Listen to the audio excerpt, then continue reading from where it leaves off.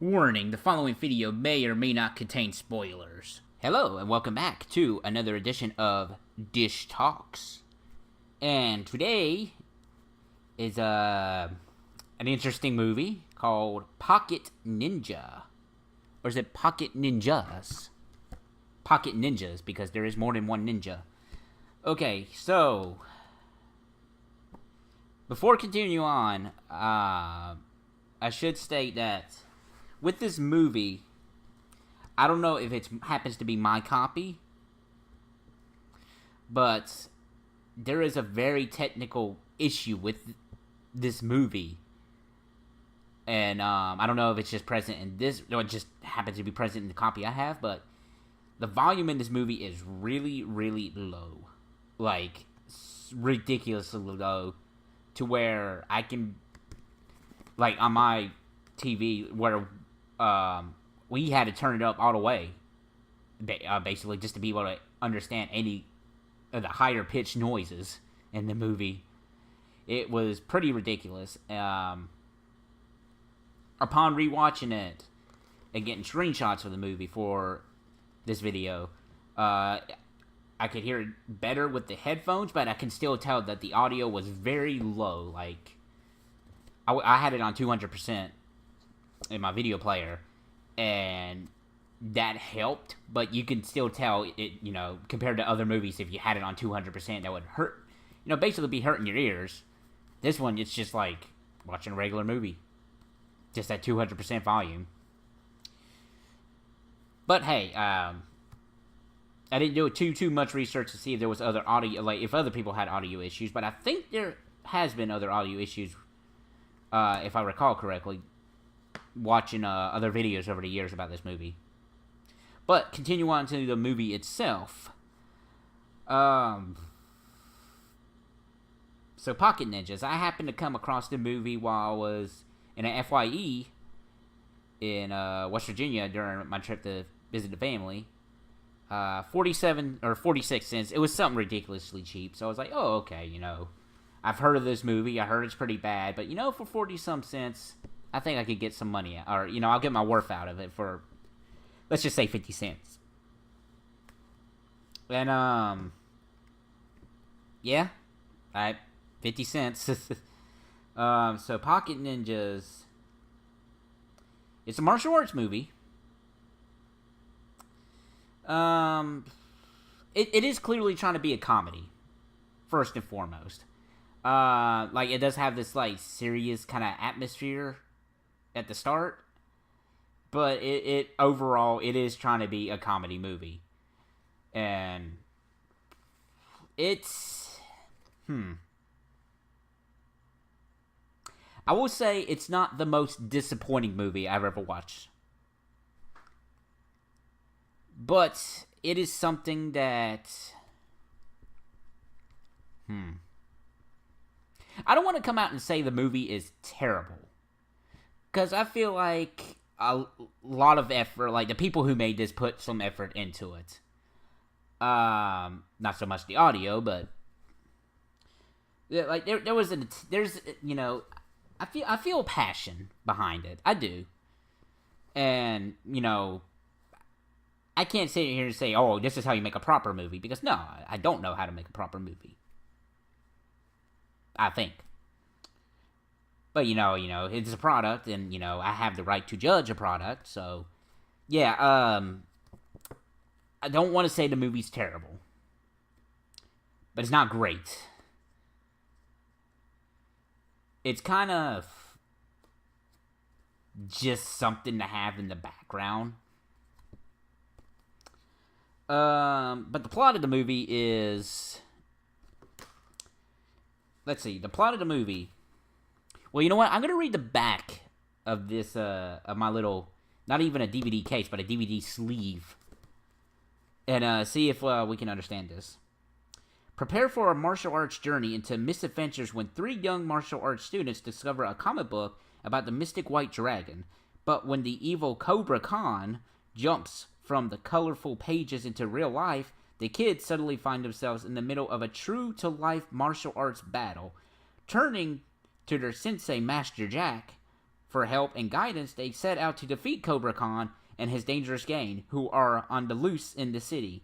From the schoolyard to the backyard, these pocket ninjas are the fiercest things under 4 feet. From when I watched the movie, some of that is true. I never got the impression that the evil gang jumped out of the comic book. Like, this movie, I'm not gonna lie, this movie is confusing, which is kind of ridiculous given the nature of the movie. Yes, Master Jack does train, he has a karate class. He was trained by some master, like his master, and from what I understand, his master betrayed him. But the assassination failed, and so, the master and the student don't see eye to eye, but the master is with the evil dudes here, the Cobra Khan's gang. Cobra Khan is this one dude, but you only see him in, I don't even know if it's a flashback or just like a storytelling of it's weird. It's really weird with the narrative of this movie, because the way the movie starts, it makes sense. It makes sense that there's this gang going around. These 3 kids take up the mantle of the ninjas, the pocket ninjas, which they never call pocket ninjas in the movie. From what I heard of the movie, I never heard the term pocket ninjas, but they're dressed up as ninjas with masks, and they do go around and stop the gangs. And they were trained by Master Jack. They were the 3 best students in his class, apparently. Sorry for all the ums and oohs and ahs. Trying to overcome that little quirk, but there I go again. So, so far the narrative of the movie is making sense. It's got structure. Then the kids sit down and read this comic book, which goes into the backstory of the White Dragon, who is Master Jack. Spoilers, but that was in the start of the movie, or start of this video, for spoiler warnings. So they're sitting down with this comic book, and then this is where it jumps to different scenes in the movie, where you can tell that, yes, there's a lot of passion into it, but they did pad the movie out with scenes that normally wouldn't make sense without this particular, with the kids sitting down to read this comic book, because otherwise it would make no sense in the movie whatsoever. Like, there's a comedic fight scene with balloons between the White Dragon and I don't even know if that was the Cobra Khan or not, but there was that, and then there was a bizarre scene with, like, a Texas environment kind of thing, where the guy's riding in the back of the car, or on top of a car. And then what was another one? And then the scene where it flashes back to how Master Jack was portrayed by his master that I said earlier. Okay, so these kids are sitting down and doing this comic, or talking about this comic. Alright, so far so good, And sporadically throughout the whole movie, it cuts to montages of the main bad guy, who has the worst acting in the movie, I'm not gonna lie. This young kid, who is not evil like Cobra Khan as far as I know. He's his son, I believe, who's training the other gang members. Which is kind of weird, with a training montage, you wouldn't really think it's the villains that would get it, let alone multiple of them throughout the movie. Again, it's clear that they're trying to pad this movie out. And the movie's 74 minutes long?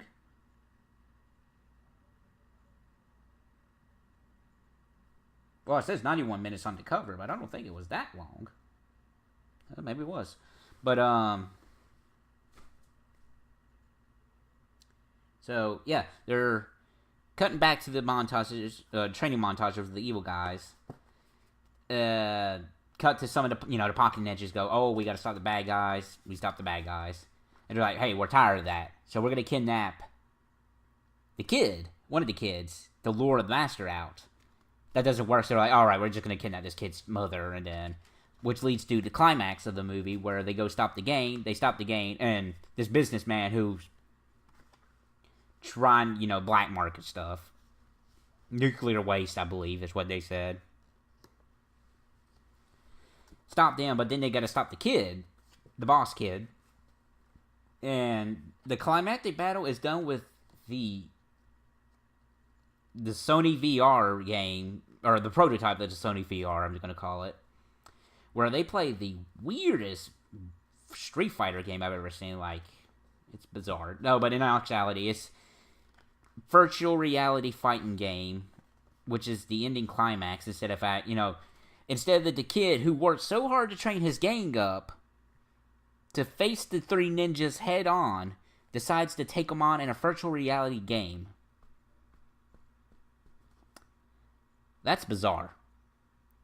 So immediately after this, it cuts back to the kids talking about the comic book again, which this is the confusing part. Does that mean this whole time the kids are actually not going through the events that that we've seen? That it's actually just them talking about the comic and how they're interpreting White Dragon's lore? That end of the movie really confuses things. What I take out of it is that they just went back. Okay, I see it in a number of ways. First is what I said earlier, where this whole time they were talking about the White Dragon's backstory. It was, them being the ninjas didn't happen. Two, that they just cut back to them afterwards, going back to the treehouse that they're in, talking about the comic after the events and just talking about it again. Or three, when they originally started talking about the comic, no, that would make sense, because if they did originally talk about the comic, then the events we're talking about already happened, so it's not them being cut back to it in the middle of that. Okay, I'm really making this complicated. What I'm trying to say is, if the kids, if it took a break from them talking about the comic book between the ending climax and going back to them, and the whole comic book scene being one time frame taking place after the climax, it wouldn't make sense, because earlier they were talking about things that they shouldn't have known about. I don't know. This movie, I'm thinking way too hard about this movie's ending and its narrative, and whether most of the events actually happened or didn't happen. Speaking of, the narrator is the youngest kid, just grown up, married to Amy, I believe her name was, which we didn't really know much about her till the very end of it. So, this is just me rambling about this movie. This movie, like I said, I don't want to say this movie's terrible. I really, really don't. It's not a good movie. It's not a great movie. It's not even an average movie. I think this movie is below average. I'm not calling it terrible. I don't think it's a terrible movie. It's not the most disappointing movie I've ever watched, by any stretch of the means. I knew going into this movie was bad. I didn't know that. So I'm just going to say this movie's bad, but not... It's bad. It's bad. It's a bad movie. I'm trying to be nice about it. I really am, but at the end of the day, it's a bad movie. I'm sorry, Pocket Ninjas, with your very misleading cover. Pocket Ninjas, unless you're really a big martial arts nut and just like bad martial arts movies, but at the same time, there are bad martial arts movies that are very entertaining. This one's got some moments to it, But it should have played the more comedic aspect up if it wanted to try something and fix the audio issues. But Pocket Ninjas, I can't recommend it.